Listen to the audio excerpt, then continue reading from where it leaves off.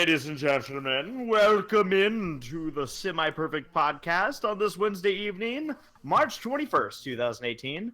And we are going to be discussing a couple things, including an upcoming convention, upcoming video projects, and the greatest movie I've seen this week. So there's going to be a couple things that we'll have fun with. Of course, as usual with this podcast, a lot of topics just kind of pop up, and we usually just run with them. It's about as ADD as a podcast can get, and that's how we like it. So we'll have Q&A near the end of the podcast as usual. First off, I'd like to introduce everybody in here. Toodles. Hello. Laura.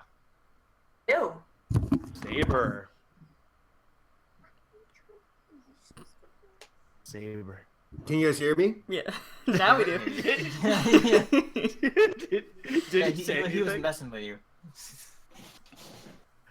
Evil. Paleo. Hello. Hirosashii. He's a phantom. And again, want to thank all of our live viewers here tonight and those watching on tape delay. So I guess we'll jump into the food posts first. Sarah, do we got food? Yes, we do. We've got a few. So first off, we got Wyatt Gruber with Chick-fil-A. Nice. Looks like the fried we chicken ate there nuggets last night. or either, and then the potato fries. The potato fries. Yes. Potato and fries. Yes. Yes. That looks like a sandwich. Okay, maybe it's a sandwich. I don't know. Sarah can't eat bread, so she can't recognize sandwiches. Yeah, I don't recognize. I look at bread and I'm like, what the fuck is that? I can figure this out. Those are chicken tenders. Yeah, What? that's what I thought. I thought those were the fried chicken because it's like a different box than what you would get a sandwich in. Bread in a box like that. It doesn't make any sense. You're good, sir. You're good. Don't worry about it. No, that is not chicken tenders. It's clearly a piece Wyatt, of bread what are they? at the top. Wyatt, what are they? No. We'll look out for his reply in the chat. As we move on to it's the wrong box. as we but move that on just means to someone- Yeah. as we move on to Saberspark with pizza, hamburger, helper, orange soda, and a note for Saberspark and editing. Let's see what the note says. Saber, you drunk dingus. From Saberspark. Where's penmanship lady? Not yet. I think Drummershy misspelled his name. How can you even tell? I think it says Dramagan. It sounds like it's a mouse. Wyatt says it's half of a sandwich. Damn. Oh my God! It's like somebody here knows his food. Yeah. Okay. Whatever. It's just in a weird box. You eat it so often. I know my Chick-fil-A sandwiches. I'm from the south of California. No, it's a Nora Mermaid has a Shake Shack burger, and it is hers, named Colby. It's like a little stuffed plushie. Like, that's a big plush. Okay, truth be told, I was looking at this. Mm-hmm. It is a plush. Mm-hmm. I honestly was trying to figure out how you open it up to get to the burger. I'm like, that would be a disappointing food. Yeah. Made out of cloth. I would be disappointed in that food. Let's see here. We have Tomcat. It's almost time for spring break to come to an end, but I'm ready for the podcast with my pizza and my favorite drink, sweet tea. Yeah, sweet tea. You like sweet tea. Is Tomcat a coder, or does he just like Tomcat? So maybe both. Maybe. Wait, is he a coder? Is that what you asked? Yeah. It's a cat with a K. Oh, then he's probably not a coder. Because he would use cat with a C. Oh. Well, there you go. Who knows? But isn't Tomcat cat actually with a C also? No. Yeah. Oh, wait, yes. Maybe he's a coder. I thought you asked with K. Maybe he's just clever. Anibos says, eating this lovely receipt to Soup Plantation. Yum. Has anyone here been to Soup Plantation? Nope. I'm sorry, that's just a really Is it a weird real thing? name for like it sounds like a made up place. It does. Okay. No, it's a thing. Okay, so Paleo knows about these, but Saber and Laura don't. Yeah, we have them around here. So Soup Plantation basically I think they kind of dress it up as the healthy buffet because they have soup and the salad. General manager sitting in rocking chairs like on the front porch. With a shotgun. Oh my god. No. No. Cotton. It's just called, I don't know why it's called Soup Plantation, but it's just called Soup Plantation. And I guess they serve soup. I've never been there. If you want. I got a story for you guys. There used to be a ride at Six Flags over Georgia called Monster Plantation, but the people got upset there because they said it's racist. And they said, Saber, you once told us a story at a convention about how I think it was your school had this like thing where they could. Oh, I think it came up because we did the friendship auction at I think it was at Cider Fest, and you brought up how like your school had like a thing where you could buy someone like a friend for a day, but they called I it can like tell you about that. yeah. For the record, they switched Monster Plantation to Monster Mansion, but like I don't know, Georgia. But yeah, my school, my private Christian school, I remember. So I went into the school around 5th grade. I remember every once a year they'd do something called a slave auction, and Did I mention this to you? No. No, it's funny because in hindsight, it's one of those things where, like, as a kid, you're brought into it. You don't question it. Mm-hmm. One of the mothers, who's black, questioned it, rightfully so, and she's like, "Are you kidding me? Like, you're calling it Slave Day? Like, what the fuck?" And in hindsight, it's like, oh my god, we did that? Like, what backward ass fucking school? Yeah. They switched it to Servant Day, which is basically just like you are auctioned off and the money's raised for the senior trip, and you go around like with teachers or students and helping them with like a task and stuff. I remember like I got sold to like, because of my senior year, I got sold to like some like middle school girl, and I didn't do anything. I only even saw her all day. This whole concept weird. seems really weird. Really weird, yeah. It's now like Guys, they know, I wasn't the one who invented, for the record. I know. It's just one of those things. like here's because I mentioned that what brought up this topic the first time when I heard Saber tell the story was pretty sure it was Cider Fest. I know Windy City, basically the same group running those two conventions, are looking to do it again. And what it is, and it's a cool concept. I like what it is because obviously it's raising money for charity, but what you're doing is you're essentially I remember they tried so hard to explain this so it didn't sound weird, but it's basically like buying a friend for a day. And what you do is you get to take pictures with the person. Now everybody who's being auctioned volunteered for the auction. So it's not like they're pulling people out of the crowd and being like, okay, this fine specimen is up for look at the meat and no, it's like these are people that write up their own story and you know like I'm looking to have fun. I want to meet someone who's fun. The idea of it is to get that social interaction going and meet somebody that you otherwise would not have met. And there's other ways to do it. Well, yeah, but we had fun. Okay. We're so like, if you ever want to feel like a shitty person and realize there's actually a monetary amount to how, like, oh, okay, I went for $20. Cool. I guess I'm a piece of shit. Like,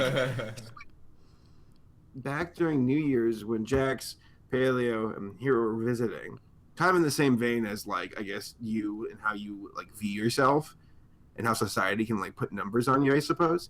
We went to that trampoline world and we played dodgeball with these kids, and we told these kids, okay, you're the team coaches. And I'm like, sweet, I'm almost in my 30s. Like, these kids are going to pick me first because I'm a big guy, throw a ball. They started picking each other first. And like, Friendship. bullshit. They picked Jack's Blade, of course, he's strong. And then I actually had heart palpitations. I'm like, oh my God, no. I refuse. Pick last. in my late 20s, like, this isn't gonna happen. Like, I'll quit before it even happens. Fortunately, I think it was like Paleo got picked last. But I don't even remember. actually, I don't remember who got picked last, but it wasn't me. Damn it! And I felt so good. We lost. I do. I want to just say this last thing that Saber and I were the hosts of the friendship auction, which is why I can speak on its behalf. And it turned out to be a really fun time. It's very laid back. Anyone that's going to Windy City, I suggest or recommend go to it, even be part of it, because it's goofy and it's fun. And I made more money than Saberspark. So. I wasn't trying. Next. I wasn't trying. Next up, we've got Railroad Bronies with Alexa, stop. Alexa, don't you do it. She's like a You pet. can always send You have to feedback tell to her. the help and feedback section of the Alexa app. All right. I will take that into account. Thank you. All right. Railroad Bronies has making up for the last 2 podcasts with 2 lemonades and some pasta that's still cooking. Nice. I want to point out something. Yes. Going back to Soup Plantation. Mm-hmm. It's spelled Soup Plantation, which means it's not a soup plantation. It's a soup plantation. It'll be a sensation. A puppy plantation. Dalmatian plantation. All right. We got Reckless has popcorn, has SPP podcast, but does not have Pepsi Max. Oh, they said Pepsi replaced by water. Oh, I thought this was a bigger story. Pepsi replaced by water. Reckless says, I hate budget cuts. Aw. Rosie is eating some. Oh, here we go. Something I think a lot of us can agree on. Vital food. Eating some nacho flavored taco shells because I'm hungry and these are basically Doritos. Have you guys tried the nacho fries from Taco Bell yet? No. I should. I think you like them. I want Paleo to try them because he's a Taco Bell aficionado. But I went by there and I had tried them not too long ago. I'm like, these are really good. Nacho fries, is that what they're called? Yeah, they're good. I mean, they're just well seasoned and crispy. I like them. Like they're only like $1. Probably shouldn't eat them, but they're tasty. I'm not interested in food that I should eat. All right, then we've got. I think this is the last food post with Jazz King gonna be munching on some cinnamon toast crunch. Nice. Got a bowl of cinnamon toast crunch surrounded by ponies. Look at that TV screen. That is how you watch the podcast right there. Mm-hmm. Well, very nice. Thank you all for your submissions. I'm doing a quick refresh. It looks like we got them all that made it on the hashtag SPP Foods. Later on, when we have the question segment, it'll be SPP Questions. Remember to use the hashtags. Yeah. All right. So 2 weeks ago, we had a podcast. 2 weeks later, here we are. Anything exciting for anybody over the last 2 weeks? I got Movie Pass. All right. So did I. And we used it yesterday. Yeah. And we'll talk about that later. Yeah. I had it's, a very convenient. cyst removed from my hand. Oh. You know, I My totally brain. my brain heard I had a sister move from Miami, and I thought like Miami, and I was like, oh, I didn't know you had a sister in Miami. But that's not what you said. No. A cyst that was in my hand, and then now it's not there anymore. That's good. Now it's out of there. So did Laura have the most exciting 2 weeks then? Yes. Kenneth? I went over to Hero's house. Nice. You Did. Yeah. It's a nice place. Yeah. I went out to a big NASCAR race this past weekend with Tommy. It's kind of one of the few times we're actually in the stands and not manning a camera, even though, yes, we did have a camera. But, yeah, just kind of gearing up for the season once the rain stops here. It's like rained on every weekend since I went to Florida weeks ago, almost a month ago. Wow. Yeah, it's raining a lot here in California. What the heck? It's raining quite a bit for California. Yeah. Are you guys, Saber, are you guys getting hit? Isn't there like a big storm over there? Snowing. Oh. I wouldn't know what that's like.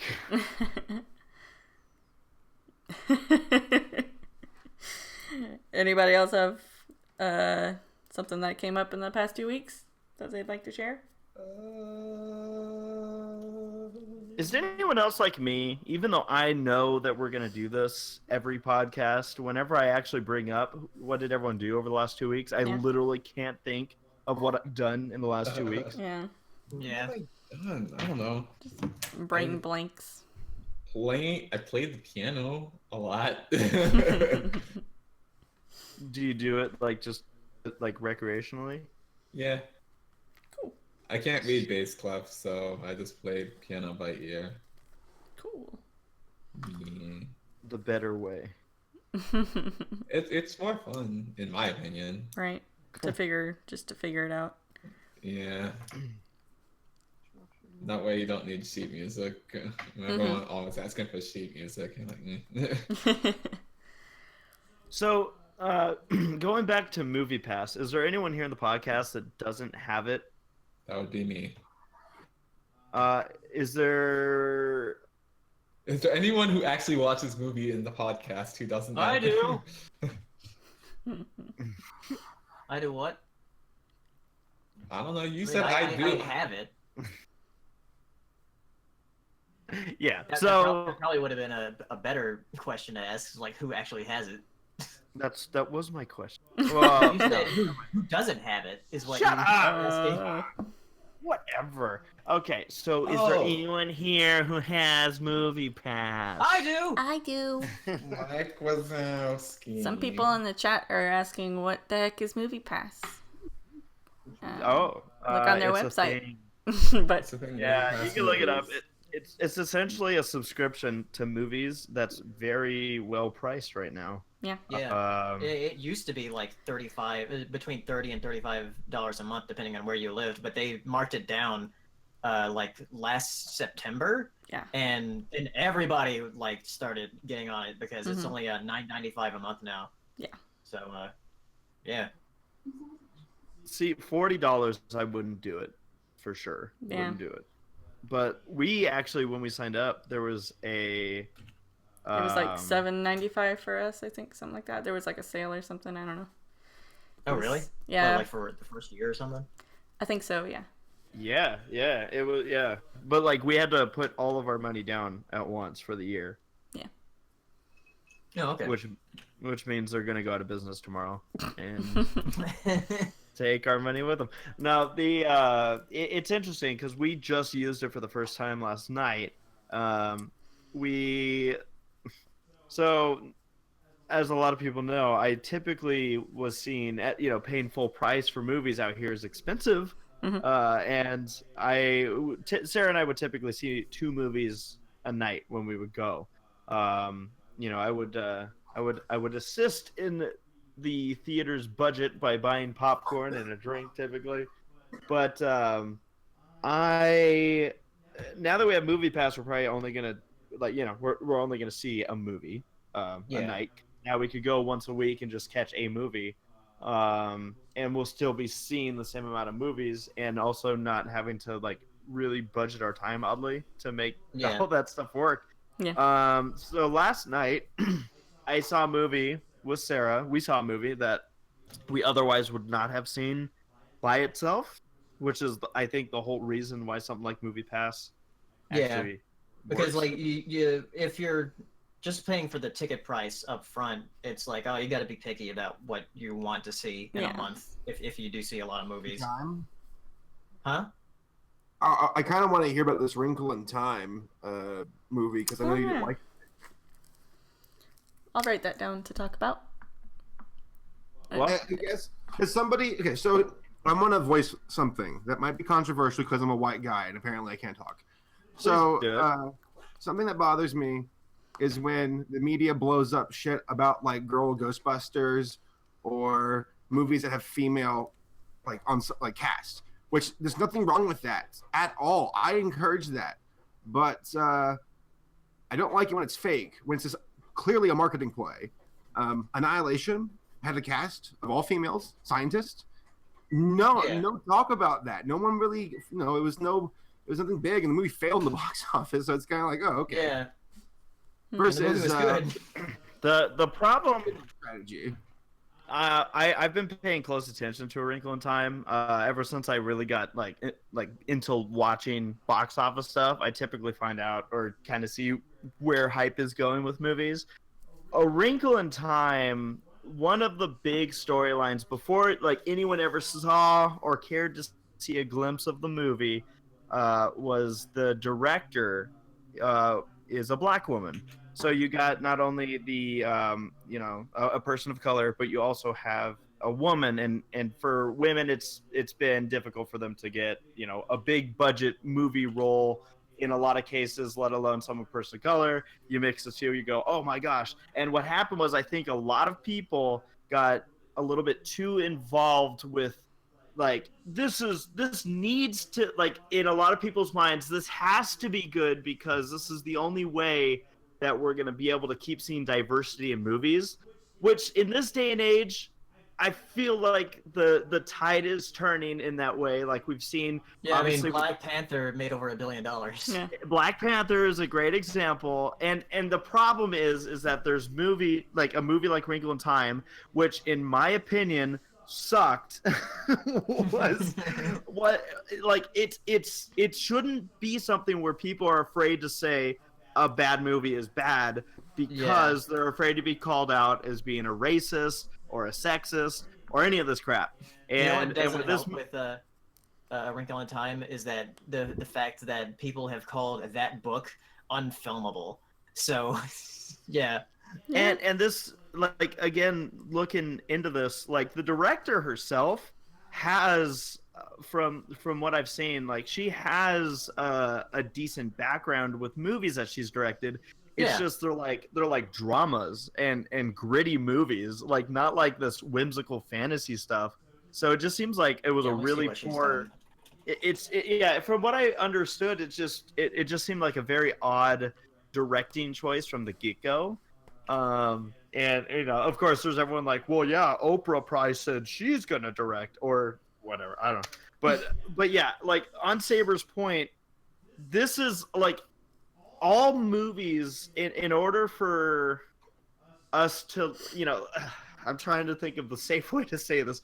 Their movies need to be judged as movies, not like, oh, well, we need to give this one a pass because, of who's directing it or the color of someone's skin or any of this.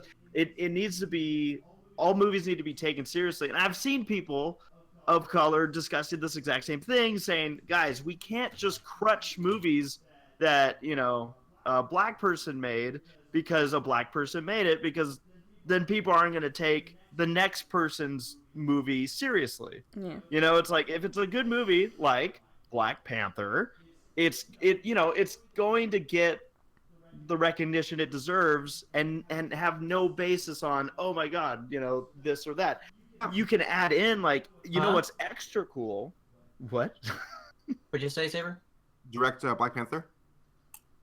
Who did? A black guy or a girl. Yeah, Ryan Coogler. He directed it. Hey, I'm sorry, Race. Continue. Oh, I'm sorry. I actually totally talked over you. I didn't hear you. But I was just saying that, these movies, this one is getting called out, and a lot of people are looking at a lot of the reviews and saying, well, why is it getting called out like this? Like, why? Because if you look at Rotten Tomatoes, it doesn't have a great Rotten Tomatoes score. So people are like, well, why is it being called out still by people saying, well, critics aren't going hard enough on it? And I think the problem is you have articles. I think it was the Hollywood Reporter put out an article that literally was like titled along the lines saying, A Wrinkle in Time may not be a good movie, but it doesn't have to be. And a lot of people were like, "What the hell does that even mean?" Like, when you're talking about movies being made, because Sarah and I saw A Wrinkle in Time last week, and I went into it, having not read the book, or at least if I did, I completely forget the book. But I feel like if you're adapting a movie or a movie from a book, it's part of your job to not rely on only people who've read the book. And I was so confused throughout the whole movie. Like it just got worse and worse to the point where by the end of it, I was like, I don't even know if I'm supposed to be laughing or sad right now. I don't know what's going on. And yeah, and it bothers me because I made a tweet. I'm gonna kind of tangent briefly, and then if anyone else wants to add. But one last note. If we're done. Go for it. Yes. And he's dead. I'm sorry. I said one last note when you're done. Oh. I literally just padded. Yeah. Yeah, a little bit. Or my gain down. I apologize. It's okay. But I was gonna say I made a tweet after I made I made a tweet saying, "Oh, it wasn't that good," and then I was looking around at Wrinkle in Time. By the way, isn't that good? I guess I'll add, in my opinion. And I saw people justifying, well, yeah, Wrinkle in Time isn't good because it's a movie made for kids. And that struck a nerve with me because I freaking hate this argument that, it's a kid's movie, so it's not good. As we all know, us here in the podcast, we are not people that shy away from children's entertainment or stuff labeled as children's entertainment. And it's just upsetting that there's still, and probably will always be, that stigma to certain people that, well, no, it's for kids, so it doesn't. Are they under the assumption that like children make kid movies? I mean, in our theater, when we watched Wrinkle in Time, there was a girl that was more enthralled with her light up shoes than the movie. Oh my god, that was hilarious. So she sits down with her mother, and I kept seeing this flashing light, and I'm like, what is this? And I realized it was her shoes, and I turned to Sarah and I'm like, haha, this girl has light up shoes. Like, what a great choice at a theater. Kind of jokingly thinking that she was going to be sitting. She literally, for like maybe 3/4 of the movie, decided at different times to just jump up and start jumping on the ground so her shoes would go off. And her poor bad parenting. I was going to say, to the mother's credit, she had to keep being like, no. Like, she was trying to contain it, but the girl was just not even like caring that they were at a theater. Maybe it was just because I was so removed from the movie, it didn't bother me as much. But yeah, I was just like, holy crap, that was probably not a good choice. But yeah, to Sarah's point, it was struggling to catch the attention of even the children. So yeah, how do you even justify it? Like, if I'm confused as an adult, I don't get where they say, well, the kids will get it. No, I don't think they'll understand anything in this movie. They remove so much context from the book. I personally have not read the book, but I had been doing some reading about it, and apparently there was tons of context that was not even addressed or explained in this movie, and it shows. It's suffered. Something else I want to add, just I guess. Mm-hmm. I think it's important to encourage females and other minorities and people to make stuff,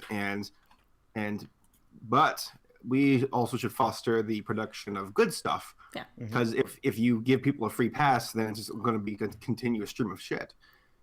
That being said, I hope that, because I know that there was a girl director for Kung Fu Panda 3, and she did great. Like, China fucking loved that movie, and even the Chinese government's like, this is embarrassing. Like, this is one of the best movies about our culture, and an American company made it. Yeah. Girl, no less. Girl. That's great. Like, I like it when, like, I love it when a movie surprises me. I'm like, oh, sweet. Like, that was not your typical director or producer or whatever. It was somebody outside the box. Yeah, and I mean, I'm right there with you as far as,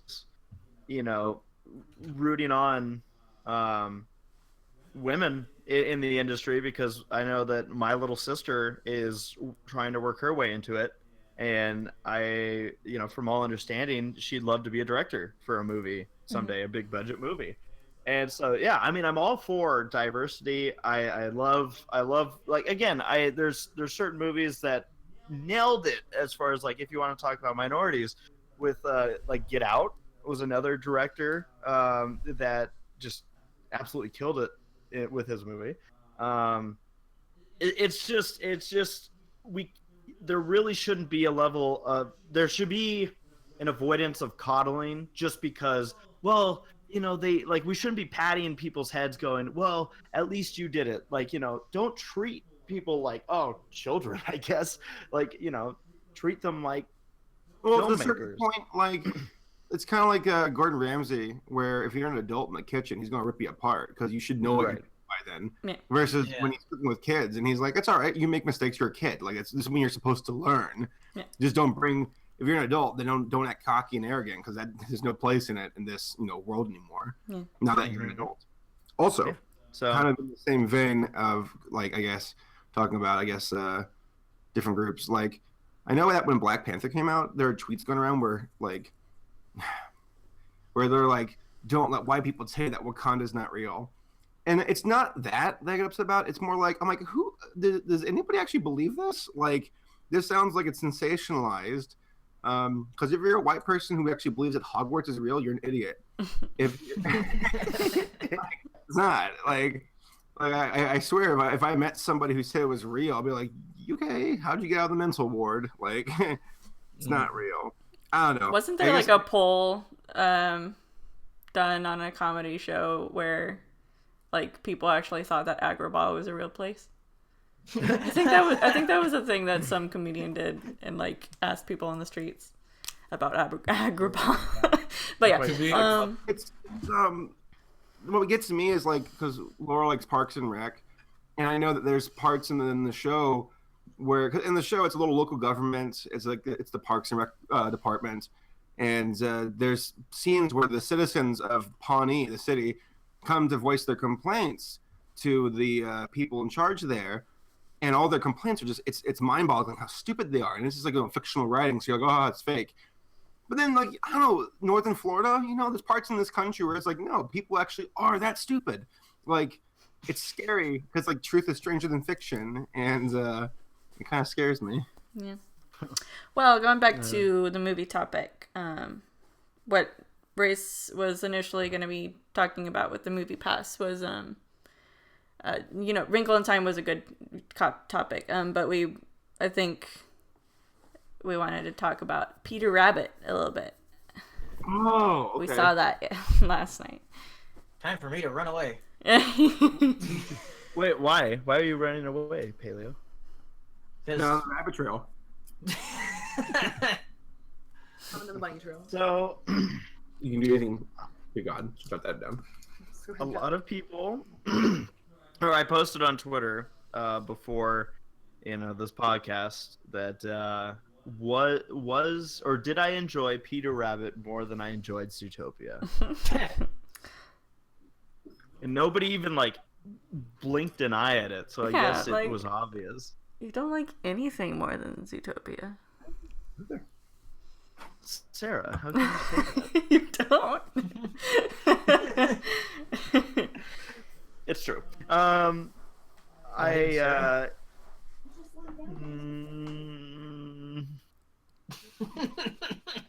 So Peter Rabbit was close, though. I mean, it was pretty. Stop laughing. It was an interesting movie. Is there anyone here who's worried about spoilers for Peter Rabbit? Shame. No. You guys are all missing out in case you get spoiled. This movie had a couple of interesting moments. Some I've seen discussed.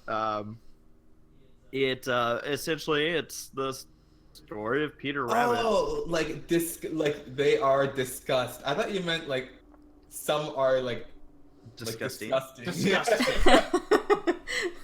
Well, I missed the carrot in the farmer joke. Like, Paleo, you saw the movie, right? Yeah, I did a review on it.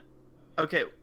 I missed the beginning of it because it started the moment I should say we both kind of missed the very beginning.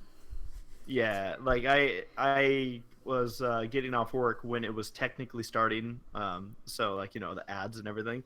But was there a scene in the beginning that involved the carrot shoving the rabbit shoving the carrot up of the farmer's butt? I can't remember. Okay. I did see I saw that part where like he was gonna, but he didn't.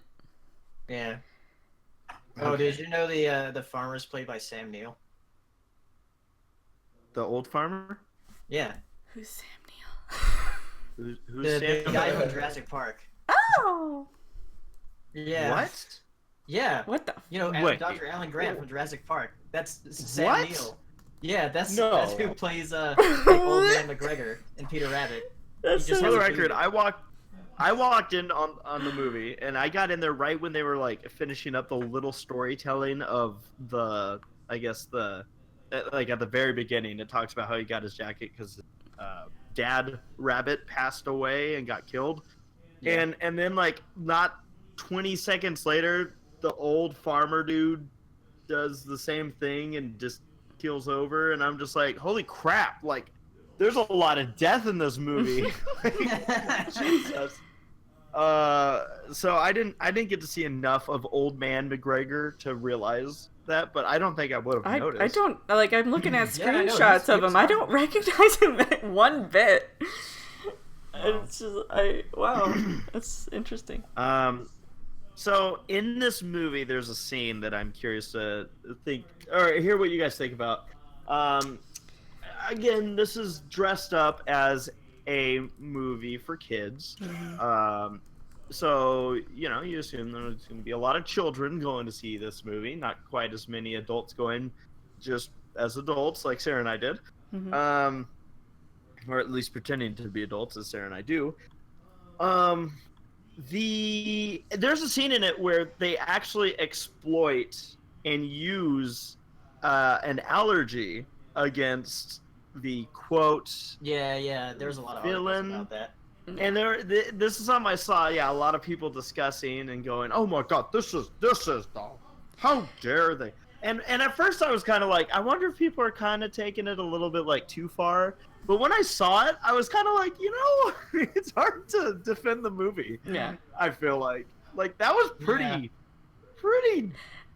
And it mean. seems like like it almost seems even worse because like there was a scene where Peter Rabbit's like he's allergic to blackberries, and one of the rabbits is like, oh, but that's actually people have legitimate medical problems, and then like Peter Rabbit's like, oh yes, I know that, I understand that, I don't want to get any letters, and looks directly into the camera. I'm just like, what the fuck?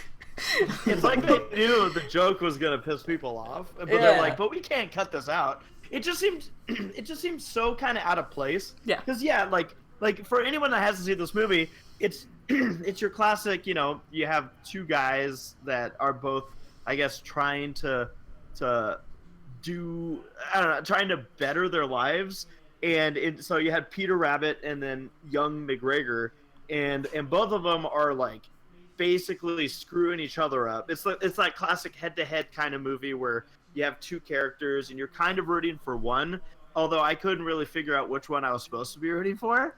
And they're butting heads and eventually really screw up. And then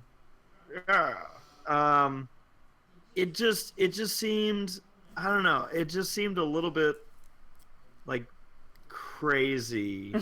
I guess like I was like, wow, Yeah. they're actually trying to like kill him.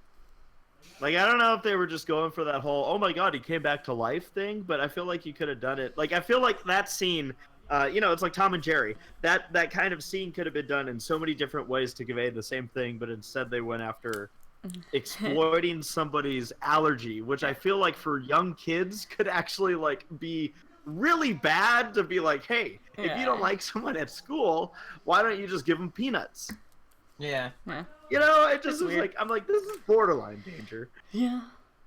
I don't know. Saber, are you allergic to weird to me. anything? He is in the bathroom. Oh. I'm gonna guess that he's allergic to Kiwis. water. Kiwis. My Who's dad's allergic to kiwis? My dad is. My dad's allergic What? to kiwis.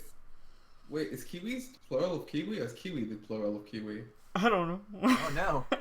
Maybe it is kiwi, just plural. Are we talking about the fruit or the bird? Also, is Saber responding or? In the bathroom. Oh, he's coming back. Oh, okay. Because I saw his little circles acting like he's talking. So I was nervous like you were, Paleo. I was like, huh. Yeah. But yeah, Paleo, what did you think of Peter Rabbit? I was more disappointed with Sony Animation than I was like disappointed with the movie itself, I guess. Because like I don't think the movie is outright terrible, but it's definitely not good. I don't think it's good. Mm-hmm. Yeah. I There's enjoyed actually this some movie a jokes lot. in there that were pretty good. That Yeah, me and Ray I enjoyed it. I enjoy it. Yeah. I was gonna say I enjoyed this movie a lot more than Sarah did, because like I don't know, there's the stupid characters. Like I don't know, there's something about stupid characters that make me so happy. Well, I mean, yeah, like they have a naivete, and it's cute. It's a little bit kind of like what's his name, Paddington, where he's very naive and Yeah. No, I think the Paddington movies are like way better than. well, yeah, I know, yeah. and it can be endearing, that sort of like naivete and like kind of just innocence. and Actually, really, looking cute. Yes. I actually don't like it when a movie that I'm like about, and it seems to happen a lot, but like a movie that I'm about, like it'll just like crack one good joke that like blows me up. I'm like, no, dang it, why did you have a good part? Oh, Yeah. I wanted to walk out being sad. Well, and I've made this point. Like I go into movies wanting to enjoy them. Like Wrinkle in Time. I know I've railed on that movie, but I wanted to enjoy it. Mhm. Peter Rabbit. There's certain movies where you set your expectations, and I think I did it just right with Peter Rabbit. That I set it so low that I actually came out going, that wasn't near as bad as I thought it was gonna be. That movie for me was Storks, by the way. I was like, this movie's whatever. But then there was like, because I don't really like babies that much. Like, I gotta be real. But there was one joke because my nephew was one at that time. Yeah, he made a baby joke, and I was like, that is totally how it is. No. How do you like me now? How do you like me now? I like that whole stupid. I scene. enjoy that movie. It was cute and it was funny. Wait, you like Storks? Yeah. That's fair. Decent. Gosh. Race, you know what's funny about that is like going into a movie with low expectations and then like liking it more than you thought you would. That's really what happened to me last weekend with Tomb Raider. Oh, really? Yeah, because Tomb Raider, I had like no expectations for the movie at all. Since like it's another video game adaptation, and the last few we've had weren't that great. Mm-hmm. Last few? You mean all of them? Assassin's Creed was pretty dope. Yeah, Assassin's Creed. Oh god. Did you play the Tomb Raider game that this was based off of? Yeah, like the thing is, like I had never played any Tomb Raider, and I saw the movie. I was like, you know what? Like because the movie wasn't terrible. It was all right. Yeah. But looking at it, I'm like, I'd really rather be playing this than watching it. Yeah. So when I got home, I actually like played it on Steam. So are they pretty similar? Yeah, there's like some scenes that are like ripped straight out of the game. Okay. Interesting. But I would say just play the game if you really we're probably gonna experience it. We're probably gonna see the movie next week. But again, well, I have the game on Steam, so maybe I'll play it. Well, you've watched. I've watched a Let's Player play, yeah, but I don't remember a lot of it.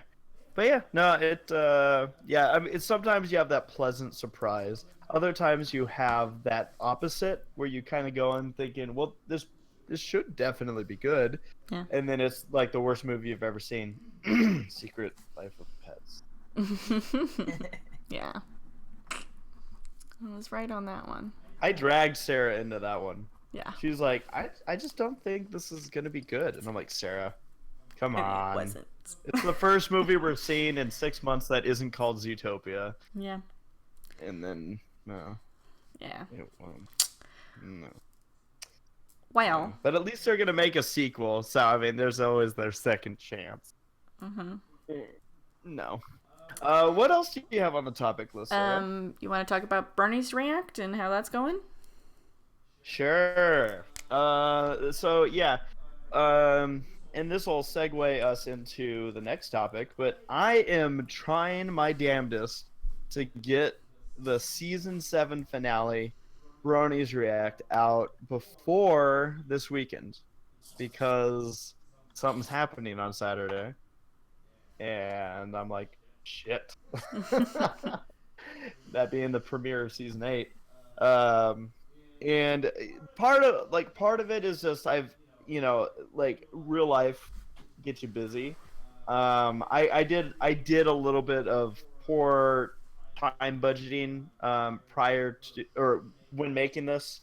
I didn't have all my ducks in a row and waited till after I found out when season 7 was going to be coming out and realized I have very little time to do this now. And that was my fault. Just kind of I pushed a little bit too slow on my behalf. So yeah, I'm trying to reel it back in and get back up to speed, but it doesn't mean like anything negative for the future of the series. It's just this one in particular. I'm like, oh crap, because when the premiere comes out, we'll probably get to work on the premiere. I'm debating on more so when I want to do the movie. I feel like it would be fun, but also a long wait. But I might be able to use this if I do the 1-year anniversary. But I don't know how long it's going to take me to edit that. I think I'm going to have to edit that one subsequently while making other, video projects. So I'll figure it out. Quiet Storm in the chat says, "God bless your soul, dear race." Well, it's all self-inflicted, and I do it because I love it. Yeah. It's so much fun to work with everybody that's in these, and I love not only laughing and watching everyone's footage and being able to put the stuff together, but then to see how everybody enjoyed it. Hopefully, during going through comments and whatnot, and just hearing at conventions, how much these projects mean to people. I love making them. So, still really enjoying it. And like I said, a lot of this has been kind of self-inflicted. I've been working on multiple video stuff. I have a couple other things that are in the works right now. I do have a memoir in the works that is going to be for season 7 that I usually do. Season 8 just kind of snuck up on me. But I also have a video coming out, a Zootopia video that's going to be coming out. Yeah. So, yeah, it's actually a video I've been working on for over a year. Just a little over a year. Yeah. So prepare to be disappointed. You cut off a little bit, so I had to finish it for you. I did say disappointed, but no. I look forward to seeing the reactions to that video. It's gonna be fun. And Nick can biologically mate. So I've done some research, and he did all the science, and that's all explained in the video. Yep, there was a lot of testing that needed to be done. What did I come back to? We're talking about a Zootopia video about how Judy and Nick can mate. More physically. The podcast is over now. Okay, that's the lowest we can go. All right, speaking of Saturday, Race mentioned Saturday because there's a thing coming up, and that's the season 8 premiere of My Little Pony, Friendship is Magic. 8 seasons, guys. 3 days. 3 days away. Jesus, don't say that. 3 days. Yeah, back at it. I know nothing. I don't even know if they put out trailers or anything, but I typically like knowing nothing. So There is a I'm trailer, right where but I am. we won't. I don't think we'll talk about that. Well, so Nah. just just to let everybody know, usually when MLP is on season, we will talk about the episodes that have aired up to that point. Previously. So just keep that in mind, because if you haven't seen it and the Semi-Perfect podcast is on, maybe it's a good idea not to tune in, because there will be spoilers being talked about. No, Okay. well, I mean, we'll Okay. we'll make it clear when we're discussing them. Okay. So yeah, if you tune in and you haven't seen an episode, it'll just be a matter of probably muting. Like maybe we could put up the spoilers window and Okay. people could wait for that to go back down. How's that sound? Okay. That sounds fine. Okay. Good. But yeah, so you guys looking forward to season 8? Yes. I saw the trailer and I'm excited. Oh. Nice. I have not seen the trailer, but I am still excited. I do like ponies. Me too. Really? Yeah. Wow. Huh. Yeah. Who knew I so know. many people liked ponies in this podcast? Who would have thought? Who would have figured? But yeah, we'll have fun with that throughout the season, and typically it brings up all sorts of who knows what kind of topics. Yeah. We'll have fun with all of that. I'll probably get working on another project related to the season 8 premiere. So. And you know what? I hope they won't happen, but something that Paleo and I both want to some degree.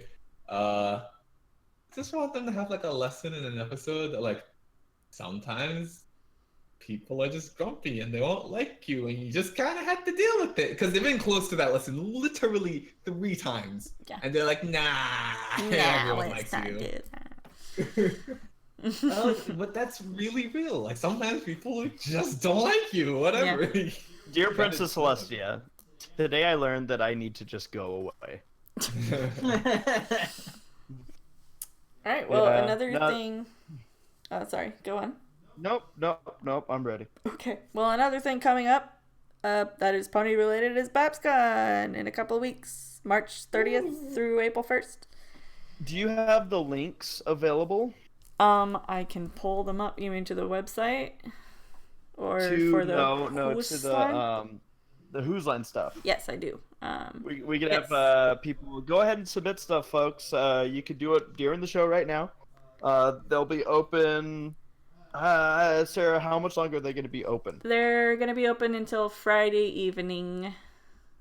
So you only have a little bit of time. So instead of waiting to do it and forgetting, go ahead and put something in right now. There's 2 games that you could submit for. It's the Who's Line, where people pull a line out and have to read it and kind of just unknowingly put it somewhere into their conversation. And then there's Scenes from a Hat, where you give us a scene and we provide something for it. So those are the 2 things. Sarah's gonna give you guys the links in the chat here. Yep, just did. But it's just also, dropped them in there. Yeah. Would love to get your suggestions. The more, the merrier. So yeah, they're open till Friday evening is when I will start putting together the games and all that stuff. So yeah, Saber and I are gonna be out there at BabsCon and having a good old time. We've been going since I think 2015, I believe was the first year, and it has been fun. And Saber and I are both looking forward to burritos for sure. Burritos are good. They have this little like Mexican restaurant that I don't know if I should actually like tell people about this, because then everyone's gonna go. Our secret. It's our secret. Never mind. No Mexican restaurant. But yeah, looking forward to it. We're gonna have some fun with a number of panels out there. A lot of our usual ones, obviously. Who's Line? I think the schedule is actually out. Let me see if I can pull it up. Just to kind of give a run through of the stuff that we're gonna be taking part in, or that we think we're gonna be taking part in. Let's see here. Also, let's see. BabsCon is my shortest flight of the year. Is it? How long of a flight is it for you, Saber? It was like 4 or 5 hours. Have fun. Oh, I'll try. Yeah. Do you have night flights or during the day or? I forget. Yeah. I think it's an afternoon flight. Yeah. Well, I'm sure you'll find something to do. At least the longer ones typically have like something to do on them. Someone. No big deal. I'll be fine. Good man. Let's see here. So, let's see. Friday opening ceremonies at 11. Got 2:30 YouTuber panel with AC and Saber. Hell yeah! So Saber and I are gonna have a panel on Friday from 2:30 to 3:30. It's a YouTuber panel, but yeah, bring us some questions. That's gonna be in main hall, and then I have to. What button do I have to press? Where's? Are you trying to go to the next? What are Oh you trying yeah, to do? I'm being dumb. I just need to scroll down. It's okay. I'm not. Whose line's gonna be at 12 from 12:30 to 1:30. That should be a joy. Yes, on Saturday. Yes. Be specific. Be very specific. Yes. I'm trying to think. I think there was an additional. Yeah, it's a little bit hard to find stuff. I should have done this before, as far as looking at the stuff now. Bernie's React panel on Sunday at 12 to 12. Oh wait, 12 to 1. Bernie's React panel on Sunday. Nice. So yeah, and then I think we might be taking part in some kind of panel. Let me see if I can find it. Probably a community meet and greet. Hell yeah, we're doing a meet and greet. There's also was this a convention that was the Toasty Writers panel thing?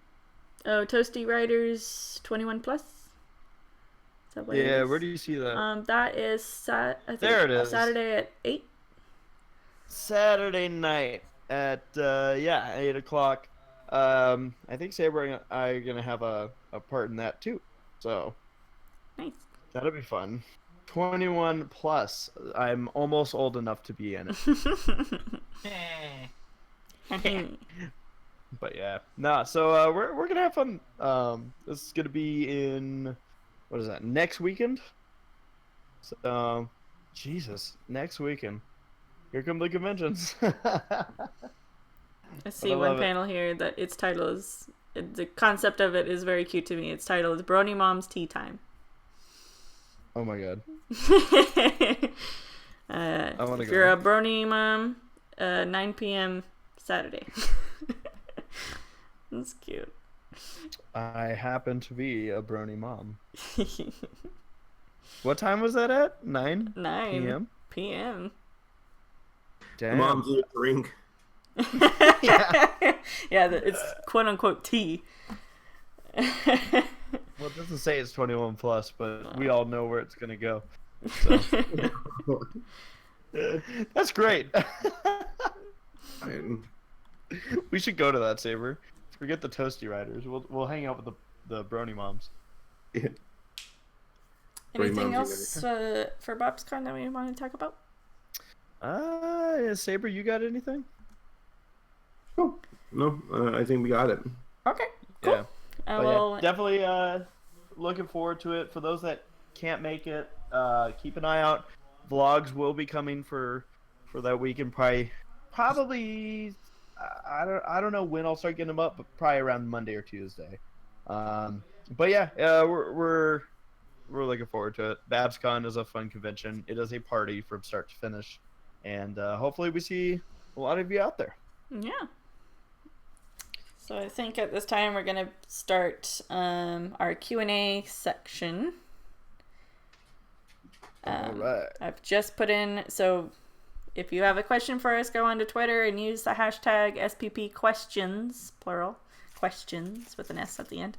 And we will answer your questions. So, we've already got some piled up in here, so shall we go ahead and dive into it? Yeah, I just want to make one more comment on the Bronies React. Is to give people an idea of how much I'm hammering away at this. I'm in the middle of rendering stuff for the React during the podcast, and thankfully my computer is handling it right now. But I'm just like, I am just pushing the limits with this thing. I'm like, I gotta get it done. All right. Yeah. All right. Well, first off, we've got Wyatt Gruber saying, "Here you go, Laura. I hope it's to your liking. I wonder who will be next." And it's a drawing of Laura's OC. I'm gonna post it in the chat here so everybody can see it. Oh, it's really cute. Yeah. You'll like it a lot, by the way. Is it low? Oh, look at that. Yeah. Ow. All Oh, it's so adorable. Oh my gosh, I love it. Well, thank you, Wyatt. Awesome. Really cool, dude. Retweeted that you. on the Semi-Perfect Twitter. So now it is immortalized. All right. We've got Aziel. Thoughts on the first trailer on The Grinch from Illumination? Oh my God. Looks dumb. Yeah. It feels so unnecessary. To be honest, God damn it, I don't like Illumination. God Benedict damn it. Cumberbatch's voice for the Grinch. It sounds weird. They should use this freaking dragon voice from The Hobbit. Oh, who? I can smell your flesh. Hear your joy. No, it feels so, like, it's funny because, like, I'm starting to see, I personally love the Jim Carrey Grinch. Yeah. Like, I feel like that was, like, the perfect role. Like, they chose the perfect person to perform that role and do what they wanted to do with it. Yeah, I rewatched it this past Christmas. Yeah. We watch it I every watch Christmas. it every Christmas. It's so good. Yeah, We enjoy it. I found out when this movie had a trailer come out how many people, that there are people out there, I should say, that, you know, don't like that. But they'll say, like, the fact that these people are like, oh, good, finally, a good Grinch. I'm like, what? Nah. He's walking through a fucking supermarket. I didn't see Yeah, much of that. that's the best they could do, is a scene with him in the supermarket. What I was seeing, like, on Twitter at least, I was seeing a lot of people saying, like, not my Grinch, with not my Grinch, with and then, like, saying, like, oh, this is going to, like, tarnish Jim Carrey's Grinch, and I'm like, but what about the Chuck Jones version? Yeah. I do laugh because I do feel like some people forget that there was actually an original Grinch, Yeah. and Jim Carrey's isn't it? But Mm-hmm. Yeah. I wonder if they're just like, man, what an odd story they came up with here. I wonder why is everyone wearing funny shoes? I don't know. One thing that bothers me about the Jim Carrey Grinch, though, is how the camera looks kind of washed out in that movie. I don't know, like, the camera lens has, like, this film on it. Yeah. Yeah. Yeah, where it's like fuzzy almost. Mhm. It's Yeah. like- yeah, I know what Yeah, you're that is talking a little about. weird. Yeah, but yeah, I especially notice it in the like the cave scenes. Yeah. But yeah. Let's see. All right, we've also got a question from Aziel saying, did you saw Nickelodeon and Cartoon Network up front? If not, first I give you a recap. Nick is doing a Loud House spin-off called Las Casagrandes and a reboot of Blue's Clues. And CN, they have Summer Camp Island, Victor and Valentino, and of course Infinity Train. I don't want to correct you, but it's Blue's Clues. Pretty cool. Okay, sorry.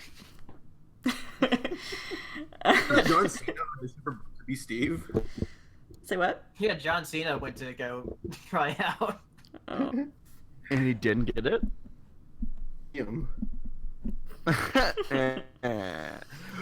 Who's the guy that does the thing that he Yeah, I vaguely remember seeing something about the Loud House spinoff because one of the characters in the show kind of moved away. So maybe that's why they're doing that. Yeah.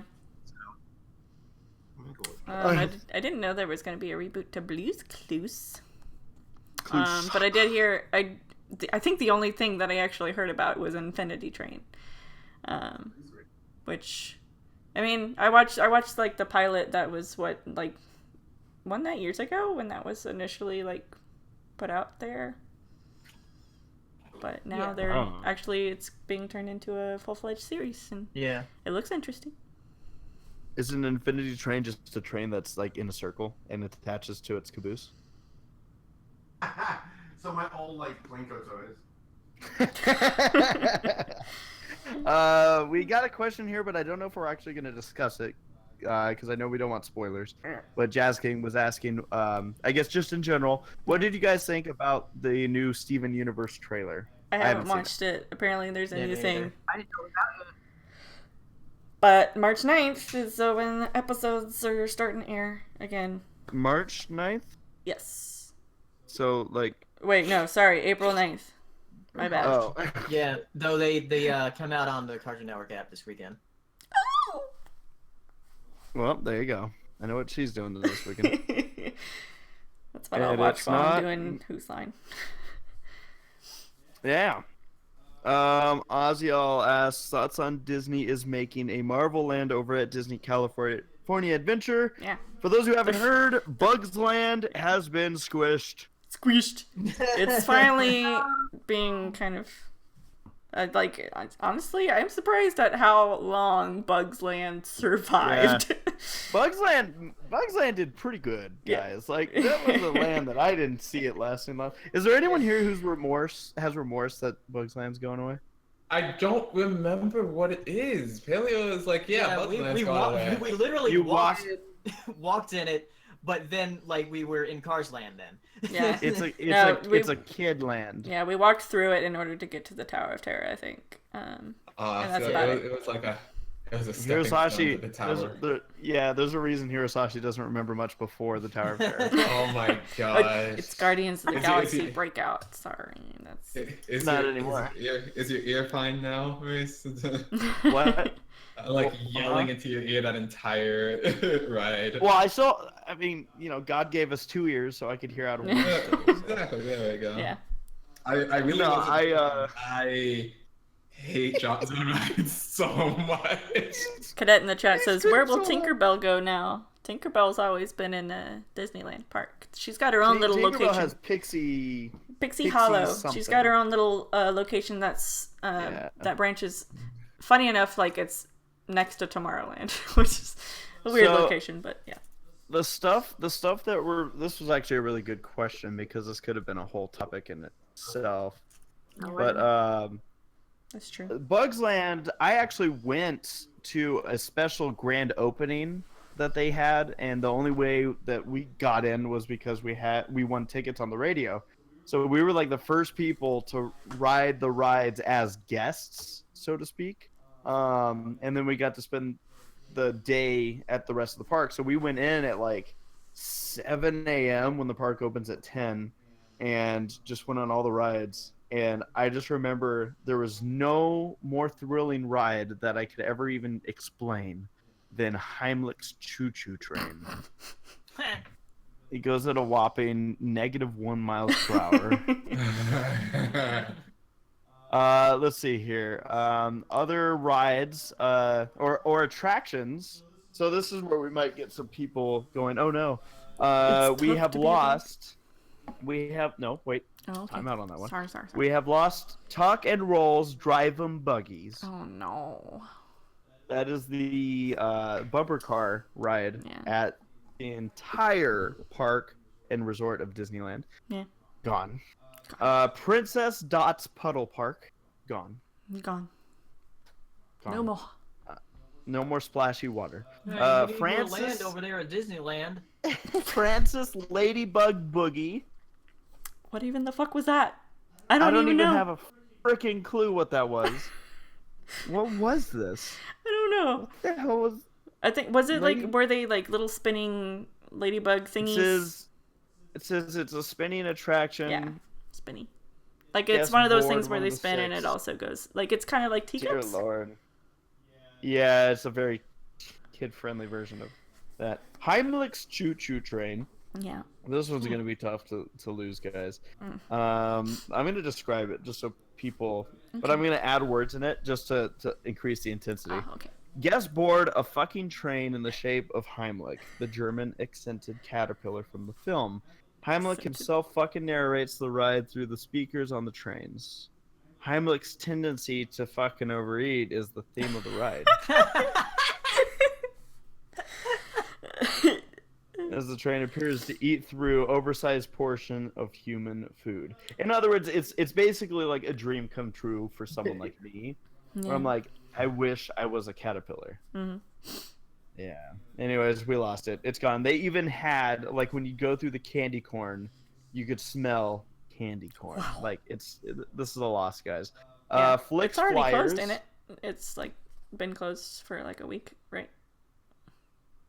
I think it's already closed. No, they just announced Oh, okay. that Well, it's going to close. Okay. Yeah. I'm gonna double check that, but keep going. It says the land will close in summer 2018.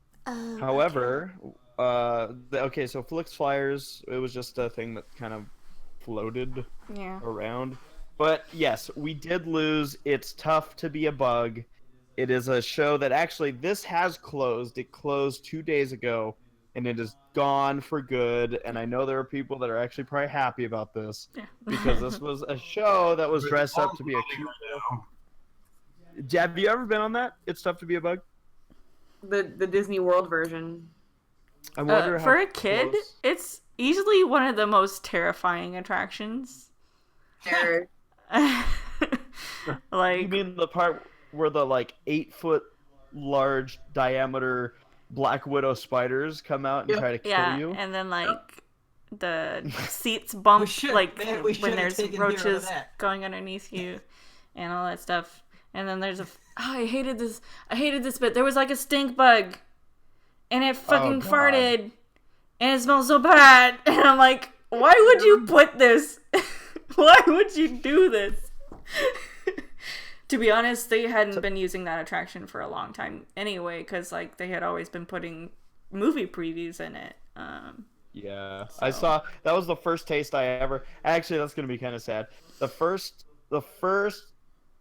thing that even hinted to me that I might like this movie called Zootopia was when I went to see a small preview of it at The It's Tough Bugs to Be a Theater. Bug. Yeah.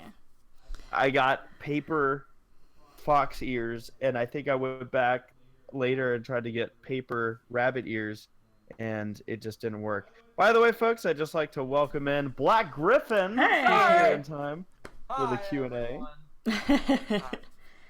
How's everybody doing? Good. how are you? How's Mississippi? MISSI Yeah.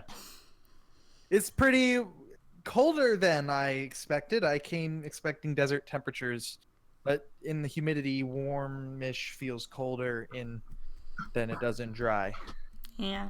And it feels Wow. hotter than it does in heat. Dry is just nice. I like dry, even though it makes my skin feel like plastic. Plastic bag. Well, welcome in. We're doing a Q&A right now. Oh, hi. Thank you. Yeah, I meant to jump in sooner, but Nathaniel and I are kind of on a roll. We've had this dull, dead, no music producing period.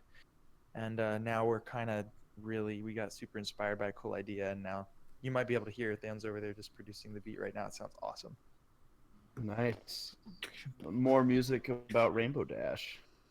This is going to be weird. So my channel is kind of growing in like the impression area. Mhm. And Nathaniel's kind of experimenting because, since we're going to LA soon, he wants to be able to see if he can produce different styles. And so we had this crazy simple idea that we're going to start producing songs that sound exactly like other major artists. And we're going to release them under knockoff names. Right now we're doing a Justin Timberpond song, and we have a few others. Your ass, dude.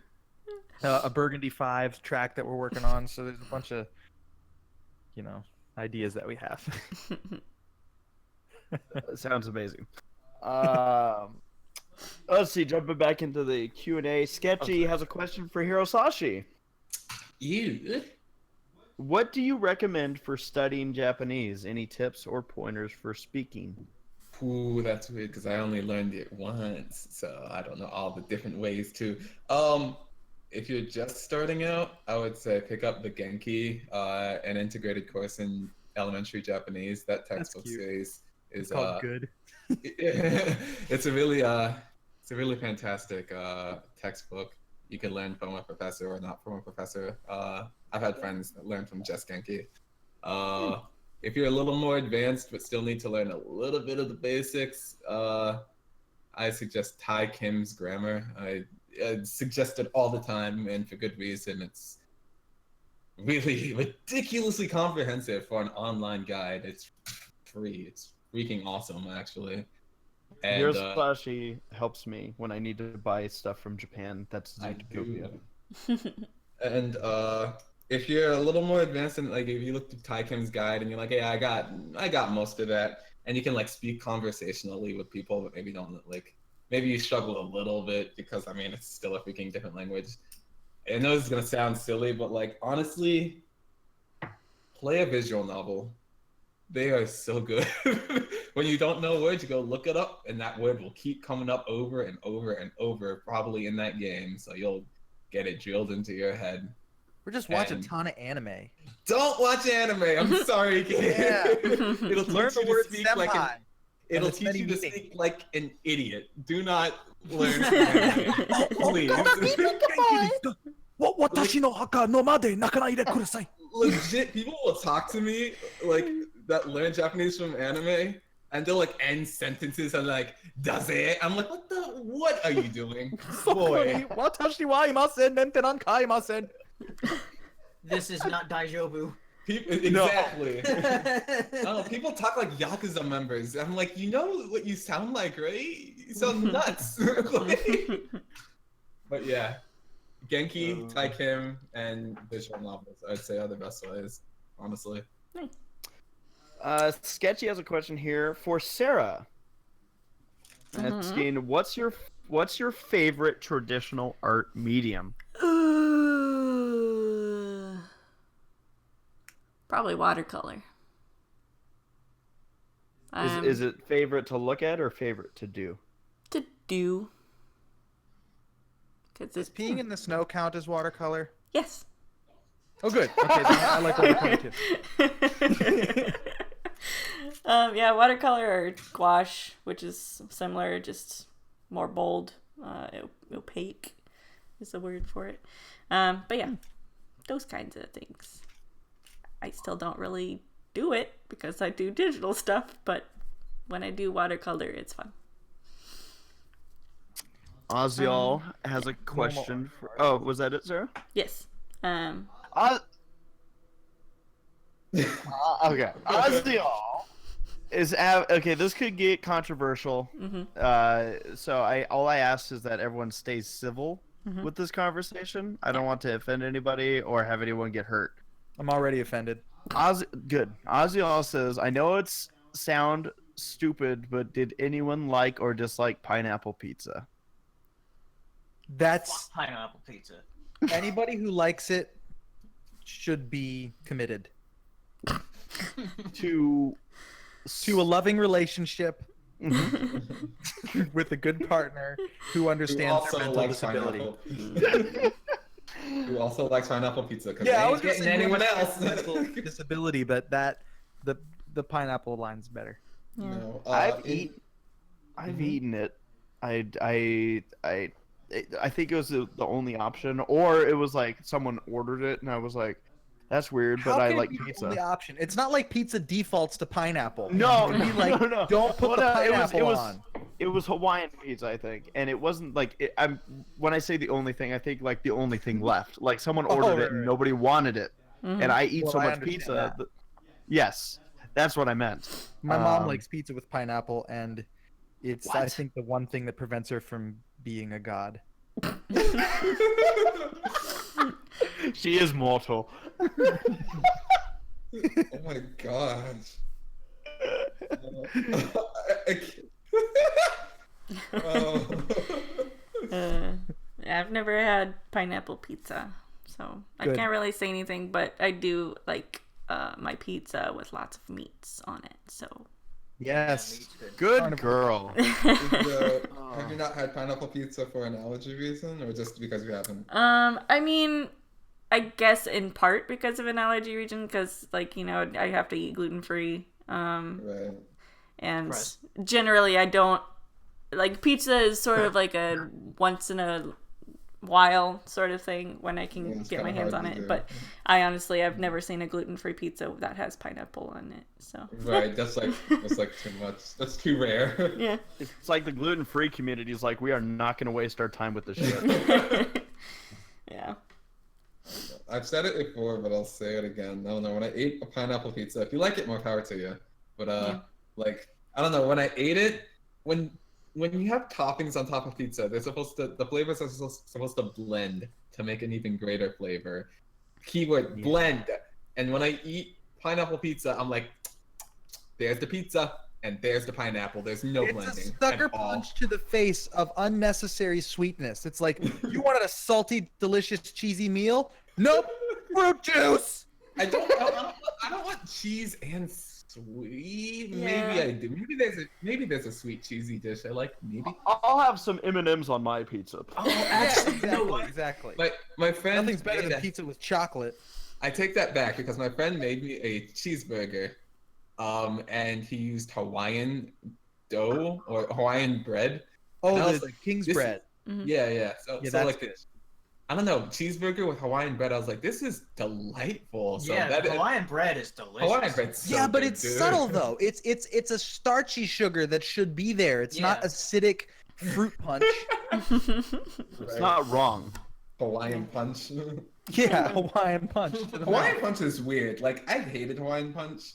No. I loved Hawaiian punch when I was little. Then when Oh, I yeah, grew those up, are I was like, I grew up and I was like, this isn't that good. Yeah. And then I drank it again recently. I was like, no, this is delicious.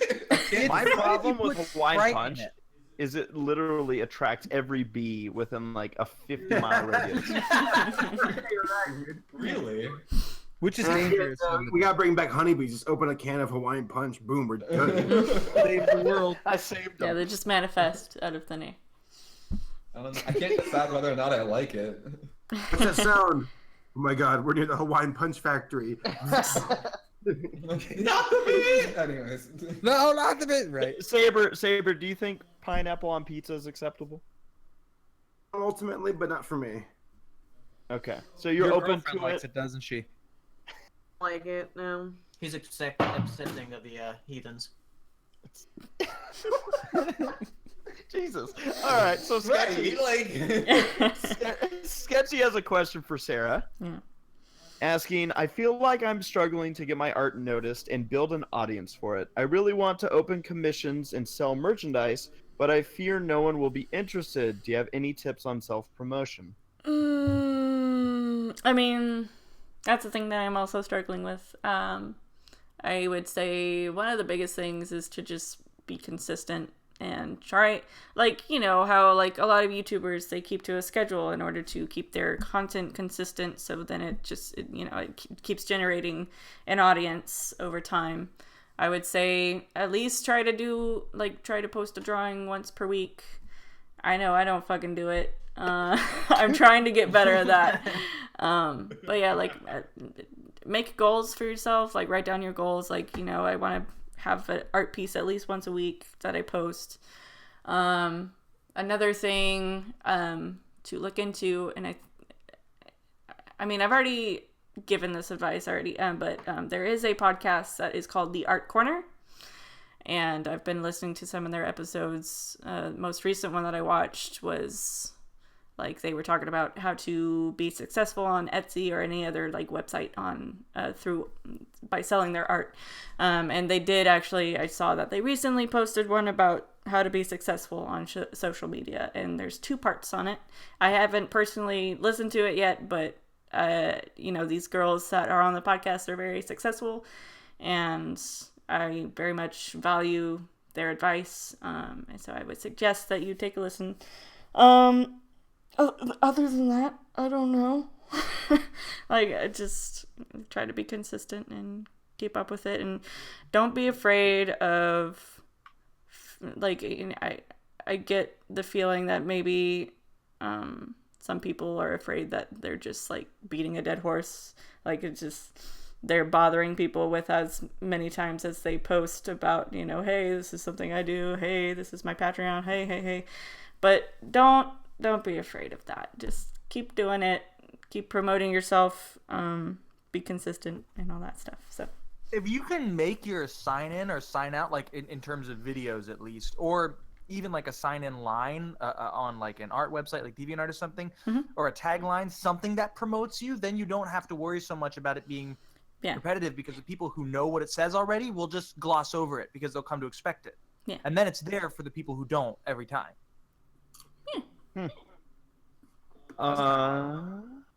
Let's see. Drummer Shy has a question for me, asking, as we've talked about this in our interview somewhat, will the MLP movie pose a challenge for time length in Bronies React?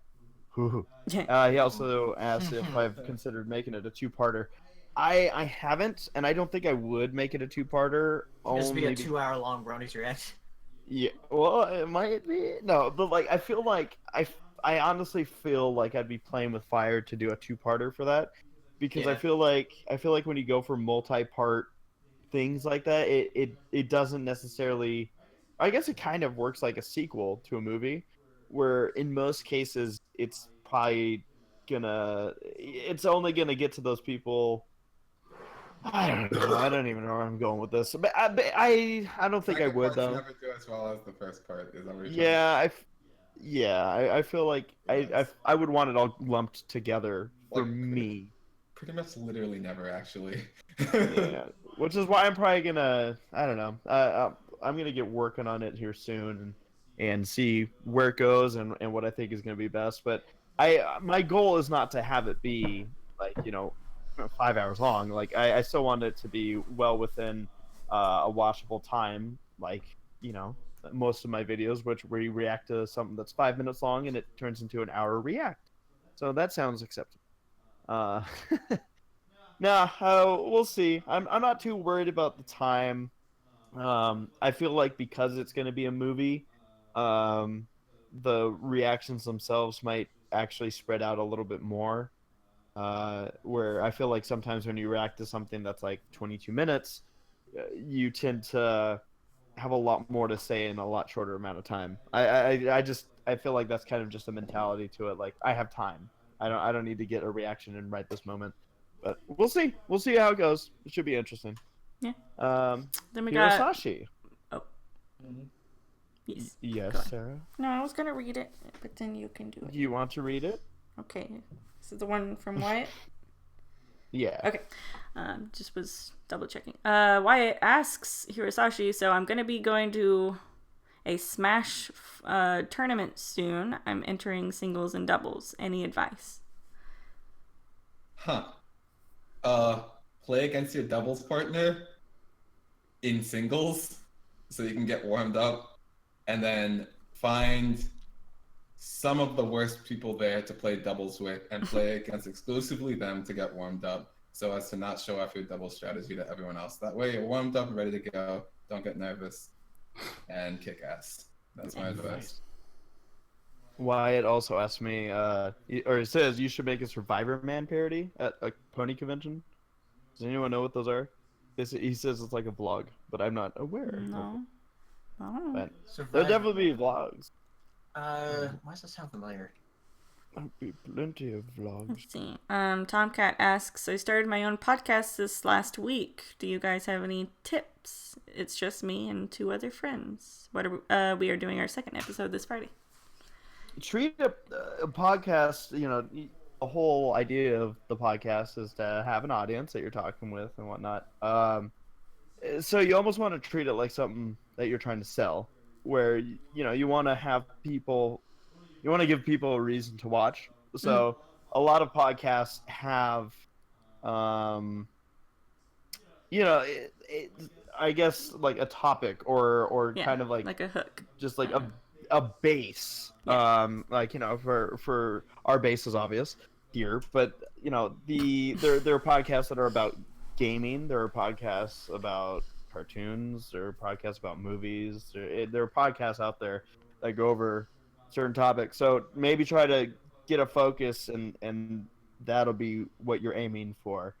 I feel like if it's too broad of a podcast, it'll be a harder sell. Yeah. So sometimes you almost have to start specific or a little bit specific, and then branch out once the viewership is there. Yeah, and also just maybe make social media accounts specifically for your podcast and promote it on there. But yeah, I don't know. Just have fun with it. Yeah. And people will. Yeah, it's all about having fun. No fun. No Don't be fun afraid whatsoever. Don't be afraid to adjust things with it, whether it be schedules or length or how you're doing it or who's on it. Managerial responsibilities. Yes, like it, it all works, and we ironed out a lot with this podcast, and everyone was willing to make it work and found a way to do it, and Sarah was like, "I'll do it." I'll do it. Sure. Railroad Bronies is asking, which train would you rather see at BabsCon? Polar Express or Ringling Brothers? And a Barnum Bailey circus train. That's tough. Because I like the Polar Express. Ooh. I'll fight you. No. I think Ringling Brothers would be good though for something like BabsCon. I don't know, it just feels like it fits. Yeah. Cadet asks, do you guys expect this convention to be super duper busy? Being BabsCon, I feel like the safe answer is probably. Yeah. most conventions that we work at, we're busy doing a lot of work for the conventions. If it's not a panel that we're running, a lot of times we're either doing or preparing for a panel that we're helping out with, or we're eating. That seems to be like the majority of stuff that we do. It's either the convention or eating. Or you're getting informed that you have to be on a panel and you didn't know. Only happened once, and it was dumb. It was a good dumb. Yeah, I almost feel like it was justified. Bravery the Brony asks, what do you hope to see in the new season of MLP? Now, obviously, we haven't discussed the trailer or anything, but are there any, like, Hero, you mentioned something you and Paleo wanted to see. Yeah, is there anything? Really? Yeah. Okay. Let me see if I can. Oh, yeah, there it is. This is, it's not specifically to season 8, it's just things they could still do. They could go to Tartarus, they could have a time skip, and then the next one is that lesson that I was talking about. They can develop Fluttershy and Applejack's friendship. They can do something with Scorpan. They can show off Celestial's actual power, because apparently she has it! They can do something more with Daybreaker. They can talk about the history of 1,000 years ago when Celestia and Luna were new to being princesses. Yeah, they got stuff they can do. Yeah. Definitely. Anybody else has a wish list for season 8? No? I know Gabe does. Oh. He wants to voice Princess Celestia. Okay. All right. Norma May asks. Too shy. Question for Laura Buddy. Sorry, what was it? You're good. Okay. What has been the craziest moment you had during a con? And this is for Laura. During a con. Oh, during a con? Okay. Yeah.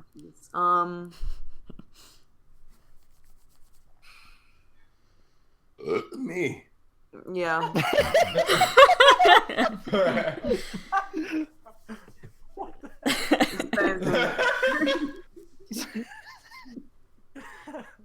Just like beautiful, Saber. Cumulative time. He's sitting there with like a Duff beer and everything, just like. To be fair, drinking water. Yes. A little bit of whiskey earlier, Just a little bit. but is not drunk. I'm not drunk at all. Not like last time. I'm a good Christian. Last time. We know when you're drunk, Saber. Oh yes, like last time. Oh, it's pretty obvious though. Oh, thanks, Dad. My dad has never said that to me. Or anything even close. Never said thanks, Dad, to you?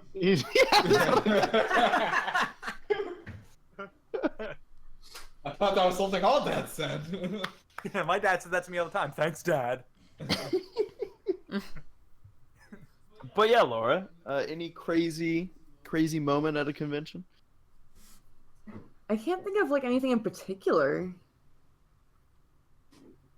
I mean, What are you I'm trying to think. gesturing Wasn't about? there a guy that had y'all sign stuff at EQLA that was like naughty? You're right. Oh my gosh. Yeah. So I was in a cosplay. Well, it wasn't a cosplay panel. It was a Like the campfire thingy. I don't Camp know. Everfree Yeah. like campfire s'mores event, and there was this. Well, there's two, I guess, at that one, because there was this one like younger kid who was like maybe like 12 or 11, and he kept coming up to like me and the other girls who were cosplaying at the event, and we were like, you know, supposed to be in character. Mhm.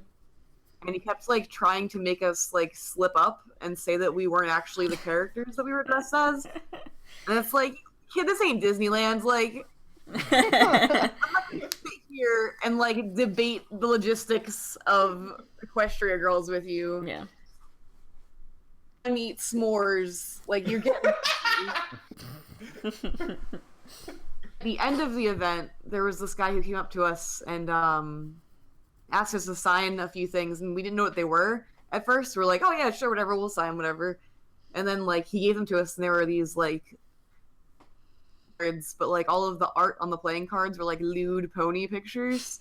I thought it was really fun. It was probably not like at the appropriate time or place, but like it made me chuckle. So Wasn't he Good on kicked you. from the convention for that? I think he was. Well, he got kicked for fapping in the lobby. Ooh! what? What? Well, Saber and I know this because we were doing it too.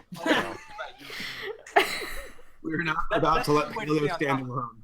No pun intended. Digital Arrow has a question asking, and I don't know if this is spoilery. I don't know anything about this, so if anyone's like, no, don't talk about this, we don't. About the next season. or Thoughts something? on? No. He says thoughts on Dragon Ball Super ending. Who cares? What's Dragon Ball Super? That's It's another Dragon Ball. It's like the Jack's gonna 50th. kill me if I don't know. By the way, my brother Basic is here. I wanted him to say hi, but he's Basic, hi. Hey. Kyle. I Kyle. ain't seen Dragon Ball Super. I'm 31 episodes into Dragon Ball Z, okay? I'm working on it. Always good to hear Basic's voice in the background, very What do I far got? away. What do I gotta watch? I gotta watch Z, and then Kai, and then GT, and then there's one You more, don't have right? to watch GT. I have to watch you. Hero. And also, if you're watching Z, you don't really need to watch Kai. Okay. Yes. Yeah. What's I up? actually watch Dragon Hero, Ball. The most important part. Hero's popular tonight because I he's got a guess question so. now from Nora Ah. asking, if you were a merman, what color would your tail be? I haven't thought about this. This is really important in case I get turned into a merman by answering this question. Is it bad that I immediately thought you'd say black? I mean, like, I don't know, Base. What's yours? White? Yes. Yes. Your mertail's gonna be white. Oh, tail. Yeah, I the was thinking tail. of something. I was thinking of something. Didn't you even read the question to me? Yeah, but I feel- thought they were talking about a different tail. I feel like a black merman.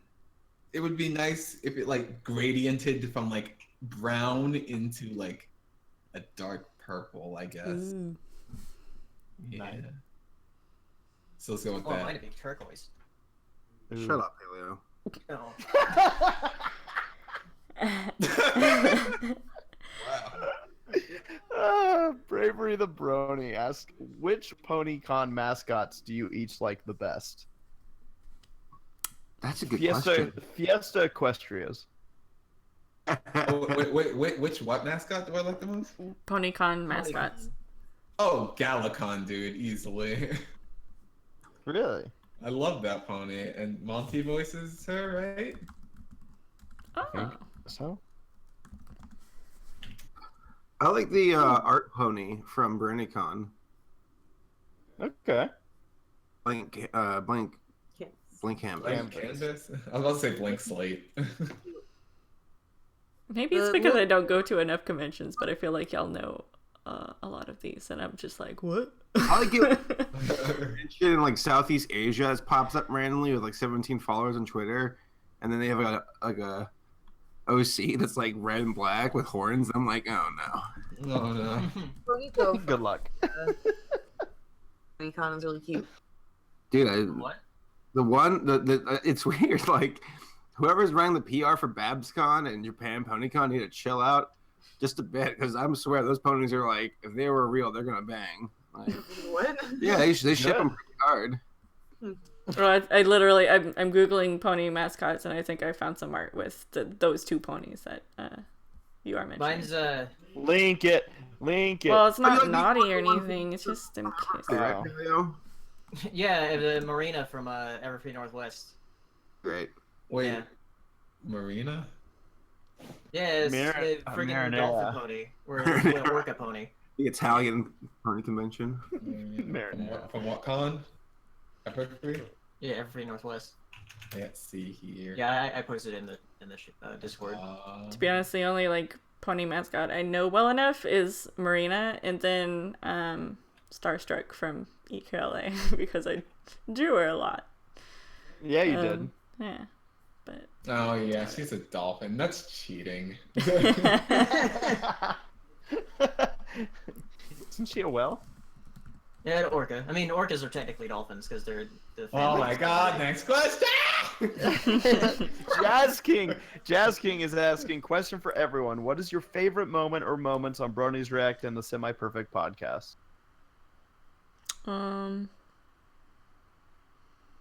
Well, I mean, last time on the podcast was a highlight because Saber was drunk. Pretty good. Yeah. That was pretty nice. Actually, there's a follow-up question there. Sketchy's asking, Saberspark, did you ever listen back to the last episode of the Semi Perfect podcast where you got drunk? In many things in life, they're just a blur and I ignore it. Moving on. I didn't do anything bad. I'm just saying. Dusty sounds like he appreciated your commentary, actually. Well, I'm glad. You were very complimentary of his butt. So, good on you. Braver the Brony is asking me, who is your favorite Zootopia character besides Nick and Judy? Their unborn child. I was gonna say that. Ew. I think I'd say Flash. What? Really? What? Flash. This is you unexpected. know the Adobe program. Who did you expect me to say? Maybe I'm not thinking. I don't know. I had no idea. I was like genuinely like intently listening. I was like, I wonder who it is. There was a really great YouTube poop we all watched where they spliced a scene where the water buffalo boss is like, "You're fired," but he spliced it with Francine. Francine, Happy birthday. you're fired. And then everyone starts punching her. And then everyone starts watching it. It's so funny, dude. God bless that movie and its YouTube. It's so YouTube poopable. It's ridiculous. Excuse me. Really Also, not picking Plowhauser. How could you? How could you? I actually met his VA. His A VA? Very nice. Very nice. Isn't he like just like him though? Yes. Yeah. That's funny. Yes. Sketchy has a question for Hero. Asking, I know you have that pink pony OC, but do you have a pony OC of yourself? Nope. The pink girl pony is my OC. That is the one. Nice. Tomcat asking me, says, I'm also starting my own React series this weekend. Do you have any tips for a first timer? Well, it depends on what kind of reacting you're doing. If you're doing, like, some people do reactions where it's like the first viewing, post the whole thing type of reactions, versus where like the Bronies React stuff is actually edited together, chopped down. If you're doing a full-on viewing, just remember that people are there to see your reaction. So like it doesn't mean to force anything, but if you're watching something and you're just staring at the screen the whole time, people probably won't come back. But if it's something you're editing, just don't be afraid to take time making the edits right, or just in general with any video really.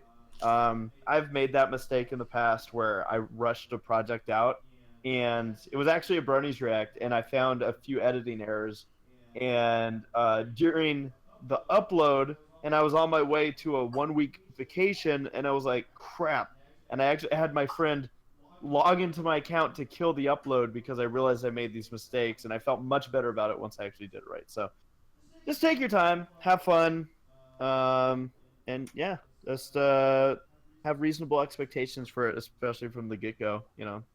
A lot of reaction channels take time to build up, so don't feel discouraged if you're not hitting immediate success. It might take off later. Okay, so real quick, got a lot of great questions here tonight. I just want to say that we are aiming to be done in about 6 minutes. Yeah. And do like if we a lightning miss... round sort of thing. Well, yeah. We'll try to get through as much of these as we can, but whatever happens, happens. Yeah. Saberspark, this one's for you. Reckless is asking, have you seen any more low-quality animation movies lately? Yeah, we all watched the Stravinsky and the Mysterious House. That is not low quality. Highest caliber. No, I'm currently editing it. It should be done by tomorrow and upload on Friday. Nice. So now we have a question for Laura. Oh, sorry. Go ahead. Okay. Ask the question. So for Laura, Reckless is asking, now last podcast we know Saber was drunk. Did he sober up okay? It was fine. I made him some tea and to eat, I think, like some bread. Yeah. And then he hung out at my house for a little bit longer than usual so that he could sober up for a bit, and he was fine. See, what I do whenever I'm heavy drunk is I order a pizza and I drive over to go pick it up. And because I'm not paying for any delivery fee, that's ridiculous. You're not gonna tip the delivery. There's nothing wrong with any of this that I'm hearing. No, on the contrary, for any impressionable viewer, that's insanely wrong. Don't do that. Yeah. No, I ate lots of bread, and I think I ate. What else did I eat? Just bread, bread and water, and then lots of prayer at the end. I've seen you drink, at conventions, but you tend to do pretty good with the taking care of yourself to recover well. So it seems like you have that down. Why would you get drunk around Bronies? That's really why would you do that? Why wouldn't you? Cadet Redshirt has a question for Sarah. Asking, do we get some of that sweet nerding out about Ever After High? Have you got anyone else into the series yet? So Ever After High is a Netflix series that's based off of a Twilight of the same name, and Cadet showed it to me, and it's actually pretty fucking good. And I did tell Saberspark about it, but I don't know if he's seen it yet or anything. So Not yet. yeah. But yes, it's good. Go watch it if you have Netflix. But they also have episodes on their website, so it's actually really good. I enjoy it. Next question is from Lunar. How long would a group of hardcore bronies survive on a deserted island? Could they survive on pure friendship? We need Gabe to tell us how to survive. Is he absent as of right now? He's probably like bouncing up and down to music or something. Ice cream man outside, and they ran out to go find him. You're probably not wrong. I have no survival training. I don't have nickels. Okay, wait right here. I'm gonna go get my. Oh my god. Can we do a backflip for an ice cream cone? No, they would. They would absolutely go after the ice cream man if it is within their desire. He would look in his mirror and see these like two guys just running after him, and he would get on the. They're like on all fours running. I'm like imagining all of this so vividly. It's kind of scary how perfectly I can imagine. Doing like this, like Forrest Gump sprints while Nathaniel's like crab walking on the rooftop of the ice cream truck. The guy's swerving left and right. Pulls out his license and issued pistol for ice cream man and.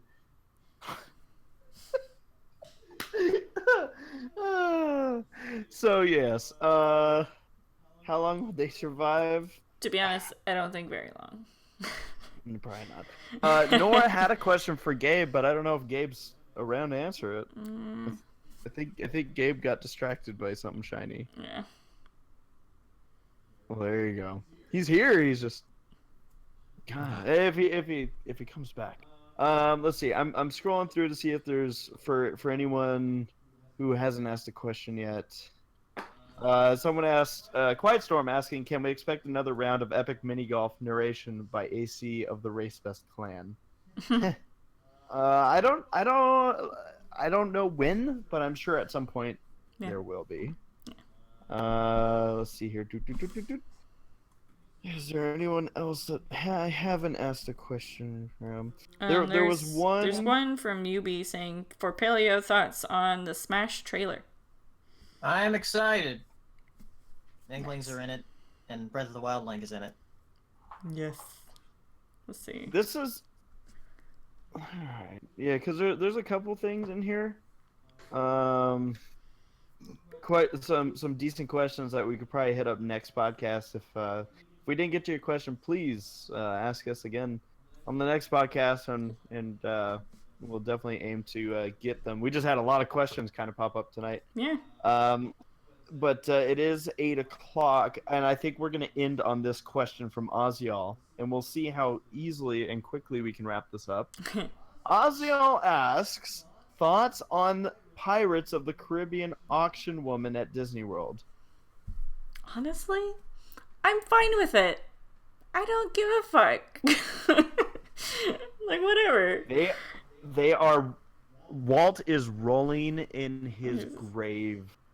He's rolling in his jar right now. You know what's funny is he's rolling in his refrigerator. No, somebody sent a tweet kind of like that to Rich Moore, and I think it was about the Wreck-It Ralph trailer. And Rich Moore replied with, "Well, of course he's not. He's not turning in his grave. We have him in a freezer in our studio." You know, a director of Disney. People are probably like, "Oh my god, they do." It's it's gonna be something that I guess from someone who goes often, it'll be cool to see something new. I don't really know, like, I don't know, I'm on both sides where I'm like, no, don't change it because they say we wants the redhead and that's great. But on the other side, it is a scene where I kind of am like, I'm surprised this lasted as long as it did. Yeah. It's so cute watching Walt Disney like give a preview of this ride. There's a video around the internet where he's telling like this this girl about, oh, we're gonna have pirates here and here, and if you look at this little thing, it was like a little model they set up, and the way Walt talks about this scene, like if you just read his words on paper, it looks bad, but the way he says it totally sells it to you. Where, oh, and here's where they're gonna buy a wife. Oh yeah, these nice young ladies, and this one in particular has a lot to offer because she's fat. But no, I mean, like it's just that whole like it's. But the way he talks about it, you're just like, yes. And I don't know. I think people freak out because they see it as a PC move, which in all intents and purposes it is. But it's also something that I don't think is going to hurt the ride, and it's not. I don't know. I mean, it's not. I don't feel like we're losing anything. Yeah, we're not. It's fine, guys. They're still gonna sell chickens, and that's basically what was happening in the original scene. So. All right. Well, I think that's a wrap on the podcast. I think so. I think we're gonna wrap it up there. I want to thank you all again for all of our live viewers for joining us tonight. For all the podcasters here, a big thank you goes out to Black Griffin, of course, for joining us for 3 minutes. Why? There you are. There you are. Oh wait, were you guys asking for me? I came in a few times and said, "Did anybody want to ask me something?" And nobody answered. Did something shut off or something? That is not how this It's all works, your fault, Gabe. It's not about that. It's a no. I never heard you. Hi. Hello. Is there a question? How's your kitty? Oh, it's Nate's kitty. She's crazy. Kitty. Oh, okay. I think you said kitty, like you had a kid. I was like, excuse I'm sorry. me. Donkey, Let me say what this. now? I don't I'll know say if I this. have any children, but I've been to a lot of countries. Would it have made more sense if I asked how's your pussy? Oh my gosh. Please end the podcast. Wait, what just happened? Saber left. He was just blown away. What was that noise, though? Oh, my noise? Yes. It was a noise of. Oh dear. Yeah. Oh dear. Well, ladies and gentlemen, we're wrapping it up here. Again, we'll have a podcast in 2 weeks where we will recap BabsCon as well as start discussing new episodes of MLP. April 4th. April 4th is the date, and we hope to see you all there. Thank you for joining us tonight. Thanks again to the podcasters, live viewers, those that watch on delay. Hope you all have a great night. We are out. Peace. Yeah. Dem ponies. There it is.